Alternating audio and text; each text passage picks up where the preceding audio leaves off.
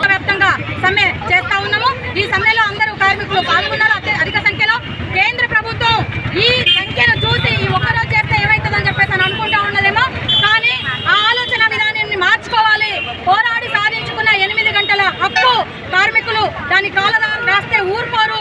ఖచ్చితంగా ఢిల్లీ నడిబొట్టులో కూర్చొని కూడా పెద్ద ఎత్తున పోరాటం చేస్తామని చెప్పేసి అని కూడా ఈ సందర్భంగా తెలియజేస్తా ఉన్నాం. 4 కోళ్లని వెంటనే ముఖ్యమైన వాటిని అమలు చేయడానికి ప్రయత్నం చేస్తున్నారు. దానికి తాజా ఉదాహరణ ఏంటంటే, మొన్ననే 282 జీవో తీసుకొచ్చి 8 గంటలు కాదు ఈ రాష్ట్రంలో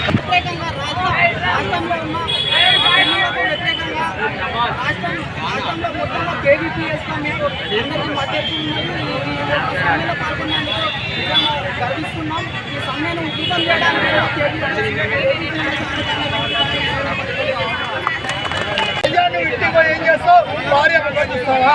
భార్య ముఖం చూసి కాదు పనిచేయాలని అంటన్నా నువ్వేం చేస్తున్నావు అంటే నువ్వు భార్య పిల్లలతో ఉండలేవా? నువ్వు రాబోయే భార్యపిల్లతో ఉండాలి కదా. కాబట్టి ఇవాళ కేంద్రమే అలాంటి పని చేస్తూ ఉంటే నేను చిన్ననా నేనే తక్కువ పోయినని చెప్పేసి రాష్ట్రపతి